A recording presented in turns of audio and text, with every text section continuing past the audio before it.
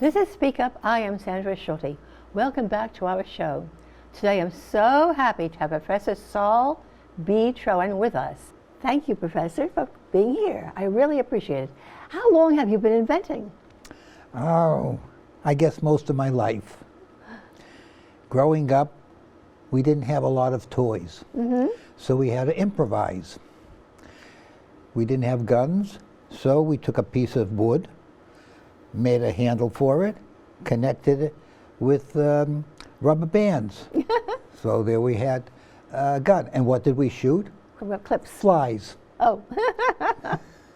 All right. No, and and all along, we found different ways of playing with the games, and unfortunately, some of these games can no longer be played because there are cars in the street. When I was growing up, there were no cars in the street to speak of, so we had a lovely playground. Now we don't have that. So from that, I look at what is needed in order to get my message across to my students. And that's what's really pushed me to invent certain things or to use certain technologies in different manners. Because there are many students that you have that maybe share a computer, maybe don't have access to a computer. Well, many of the students that I have been teaching may have 4 children with 1 computer. Who's going to use it to do the homework? And what if the parents need it to do something for their job? The internet in many locations is sporadic.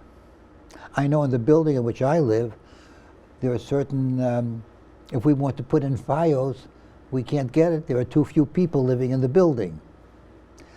I've had a student in one of the colleges that I taught at, who was a Marine, and when she was mustered out and came to learn at that particular school, she had to live on the subway for 2 years because she couldn't get a place to live.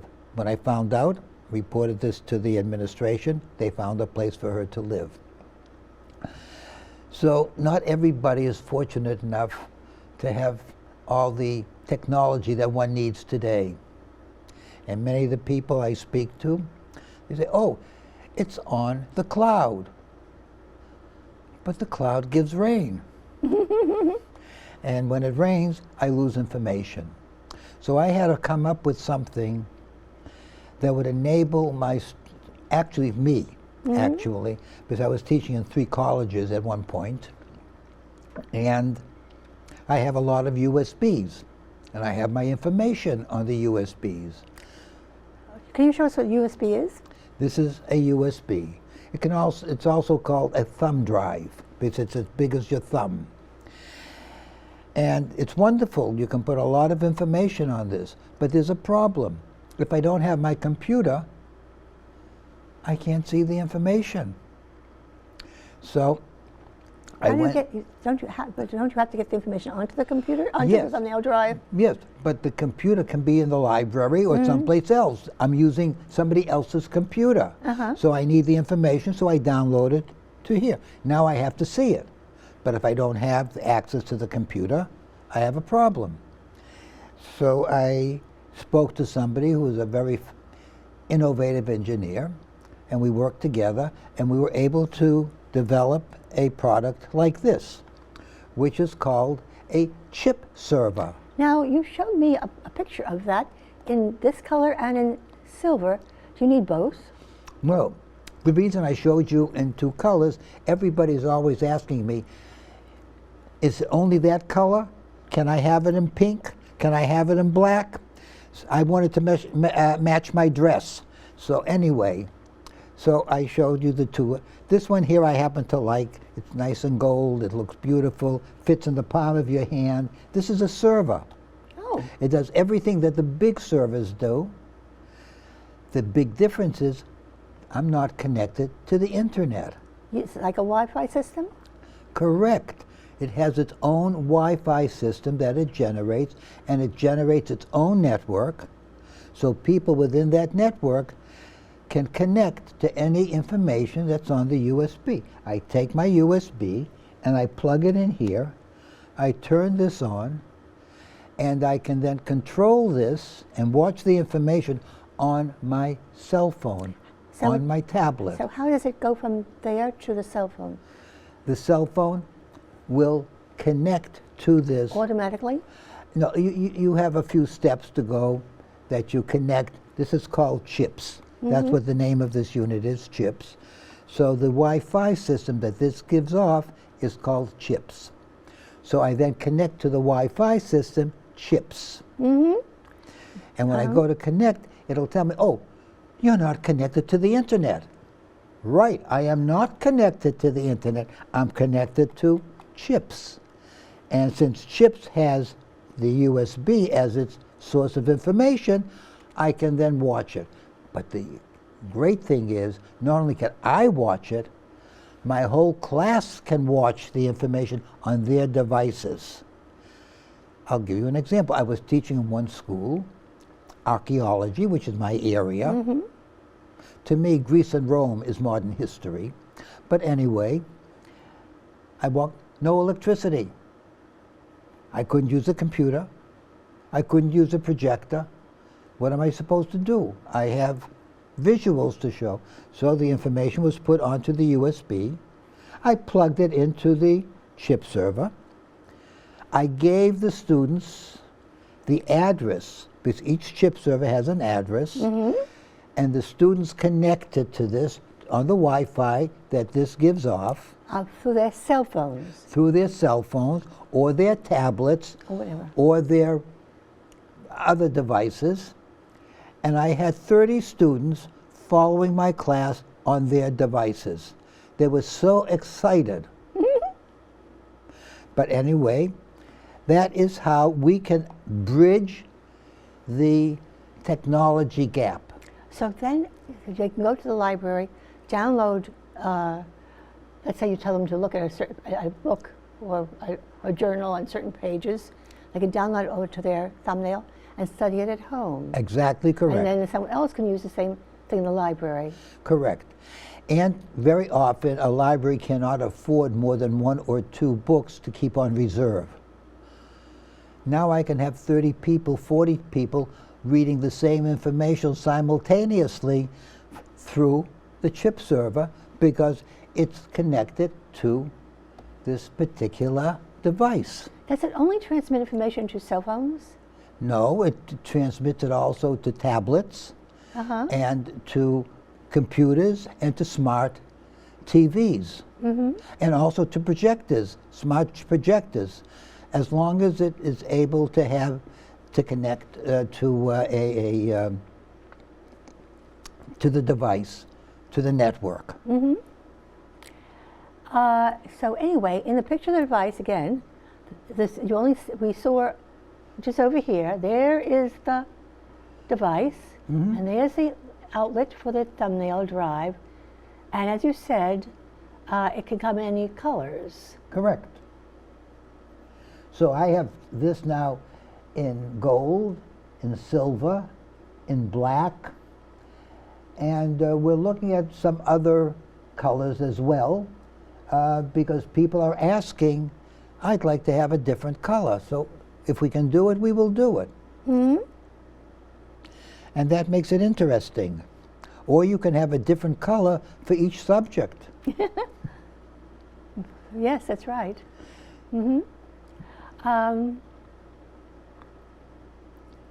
So can you receive digital images? Oh, yes. And not only can you receive digital images, but I can project digital images as if I were using a projector.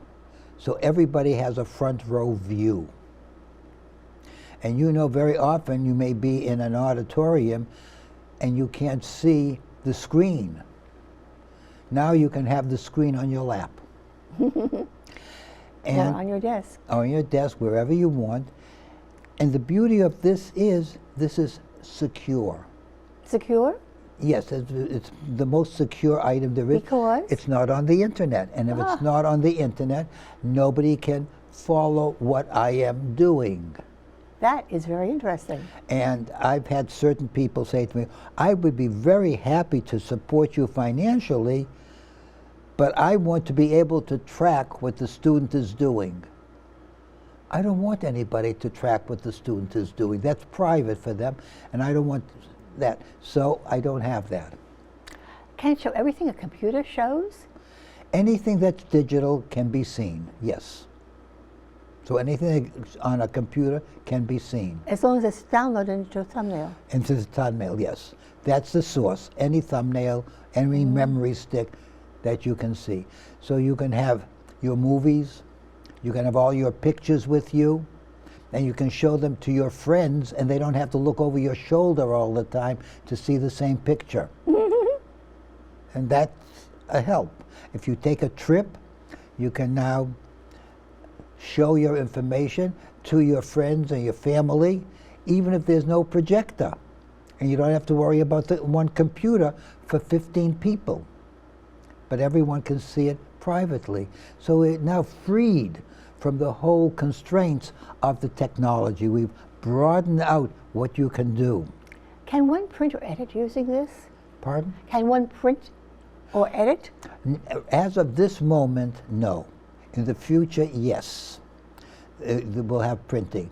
Right now, this has been designed as follows. I can see any movie without downloading it or using any memory. And what's important are pictures, as I mentioned before. You take a trip, you have the pictures with you that you can show anytime. Because how fast does your phone fill up with pictures? You click, click, click, click, click.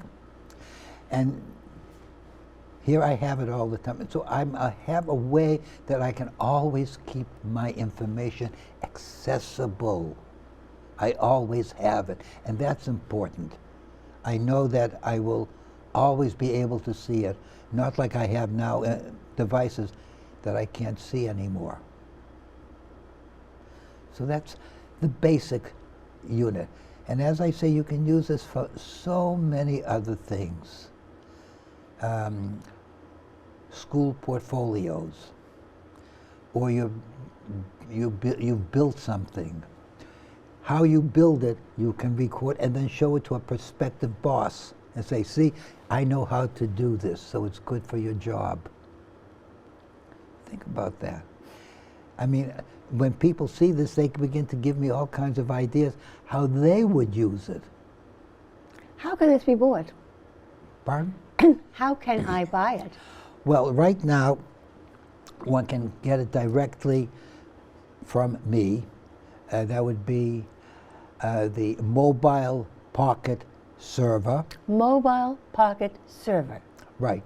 And they can connect to my internet. I'll give you my, Troensb @gmail.com, or Saul@saultechnologies.com, or the telephone number 917-301-8313. Would you kindly repeat this? So, wait a second. People, please go and grab a pen or pencil and a piece of paper, because Saul Troen is going to give you some vital information. Yes. For those who would like to order a unit, is to connect to me directly right now. You can get to me via my telephone number or one of my emails. Telephone number, 917-301-8313, or Troen, Troensb @gmail.com, or Saul@saultechnologies. Now, if you want, you can also look online, Saul Technology. How do we spell Saul? S-A-U-L. Thank you. And I thank you for asking. I'm a displaced Bostonian. Well, you see, Some people think Sol is S-O-L, but it's, in your case, it's S-A-U-L, like in the Bible. That is correct. And that's why I say, coming from Boston, we make a distinction between Sol and Saul. So I'm glad you brought that out. But I really look forward to seeing the expanse of this for many, many other projects. I've got another question for you. How can the chip server be serviced if there are any problems? Just to get in touch with me and I will just replace it. Because it's designed in such a way that there will not be a problem.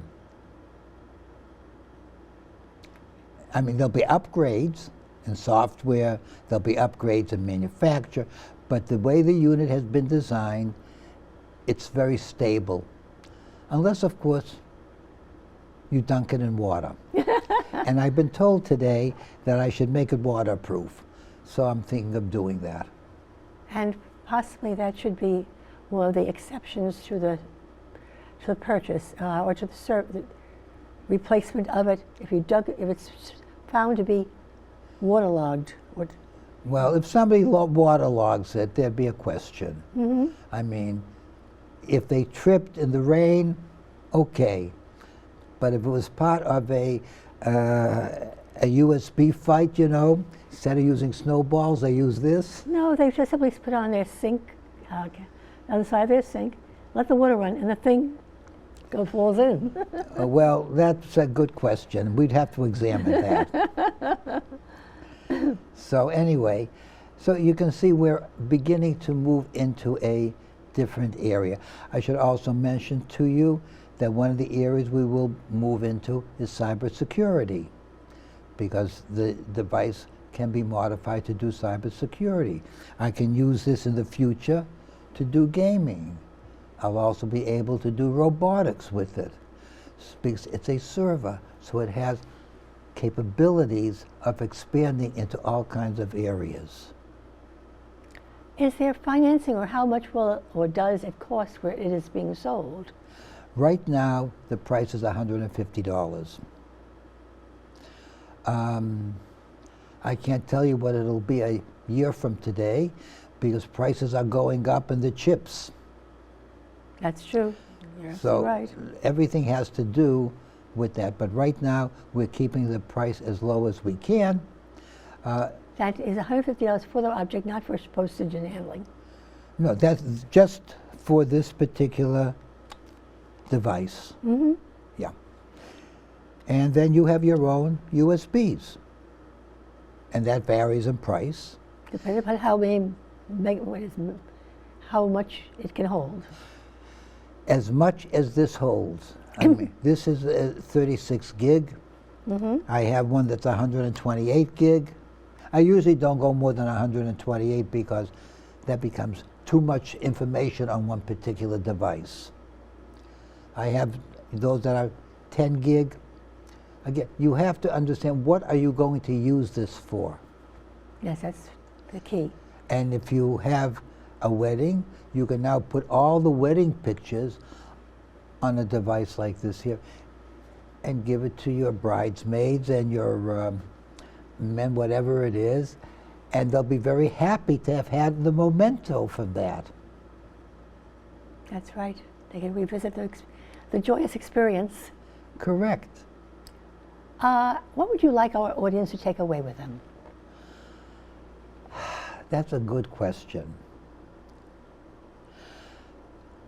One thing is, look around you and figure out what would make your life better, and see if you can find an invention or create something that'll make your life better that you can then share with others. Because if something makes your life better, it's going to make somebody else's life better. So now we're talking about entering the entrepreneur area. The other thing that I want to mention, and I think it's probably the most important thing, people never stop learning. And there are forces that want to prevent certain groups from learning. And this will counteract that, because every single person can have the same information carried on their person so that they can use it anytime, anywhere that they want. So you say, no internet? No problem. I have this, so I can learn whatever age I am, wherever I am in the world. This will create digital equity between everyone. How is it powered? Does it need a battery? Yes. This has a battery inside, and you power it right here. And if you want, you can even attach it to the wall, you know, to a plug in the wall, and use that direct electricity. Oh yes, we are also contemplating making a kit which will have a solar-powered. Oh, lovely. So now I can take it really anywhere in the world. So we have the unit. As long as you had sunshine on that day. That's correct. And if it doesn't, you would just use a regular battery, a special battery? No. This is a rechargeable battery, a lithium battery right now, because that's what people are using. Right. So it's rechargeable. When the batteries change, we'll change along with them. But as I say, if we're able then to develop a program that they can have a solar-powered unit, that also will help. So again, why did you make the internet, the chip server? Isn't the internet sufficient? Absolutely, it's sufficient if you have access to it. If you have access to it. Correct. That's the key word. Access. And there are no dead spots. And of course, there are not going to be any disasters. You know, there are not going to be any wildfires. There are not going to be any floods. There are not going to be any wars. Once you have that, you're going to need some way to see your information. And if there's a disaster, what are you going to do if you need the information? What if you need your marriage certificate? At least you'll have a digital copy. How many people lost information in California? Yeah. I'm being honest. We're looking at a serious way. Yes. So I have to be sure that I have copies of all my information available to me at any time. So you would have multiple little thumbnails for these That things. is correct. And I would put a number on each one, and I'd make a folder in which I would keep a page for each unit. And so I have a library. A library of information, which I do now. I have a couple of notebooks, and I have maybe 10 or 15 sheets in each one, so I have 10 to 15 USBs on each, one on each page, with the information that's on this, so that I can see it. Yes. And I'll tell you, I've had to go back sometime to find information. For example, they'll say, well, what did you study? What were the courses you had when you were taking business management, or you were studying hieroglyphics? I don't remember. Or show us your transcript. Exactly correct. And I want to see your transcripts for all your schools. That's right. And I must tell you, any place I went, they always asked me for transcripts. I said, but you can connect it for such and such a school. I want an original, or at least a facsimile thereof. You're right.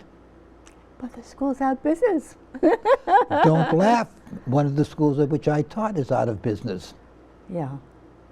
And tragically. Yes, it happens. Yeah, COVID did a bad job in certain areas. And you travel, and sometimes you are in foreign countries, and the grading system is different. And you need your people to know what is it that you are expert on. They want to know what you have done. You're absolutely correct. Thank you. I hadn't thought of transcripts. You're welcome. Yeah, transcripts, birth certificates, marriage certificates, etc., etc. Vaccine. No, and I know many people who have that problem because their high school is no longer around and the files cannot be found because they were never digitized. Yeah. So we are really living in a transition period. And this unit, Chips of IC, is a transition device which will be developed as we go along to accommodate the needs of the culture as it changes. And when I say culture, because the uses will be dependent on what the culture is. Mm-hmm. It also will be able to enable you to keep information with you in your pocket that you need and that's very precious to you. Your family pictures, events or whatnot, portfolio as we mentioned, and that's irreplaceable. And you'll say, oh, what happens if you lose it? Well, you make a duplicate. You keep one in your drawer and one on your person. Uh-huh. Can you transfer information from your phone to the USB? Well, as of this moment, no. Uh-huh. Remember, we're not using the phone. We're not using the phone. We're only using the screen of the phone. We show the picture on the screen. We're not using any memory. That's why we can use any phone, whether it's an Apple, whether it's an Android, whether it's whatever it is. We're cross-platform, and we cross-platform simultaneously. We can use all the technology simultaneously because we're only using the screen to show the information. And that's the big difference. So, I want to thank you so much for coming on our show. This is Speak Up. I am Sandra Shorty. Have a wonderful, wonderful rest of the day. Goodbye. Now this is where it all comes together. I press Settings. I go to Connections. I clicked on Wi-Fi, and I have my unit. I go on Chip Server. Now, next, after I have that, I go onto a browser, and I put in the password, and there you are. Everything that is on the memory module is right here on the browser.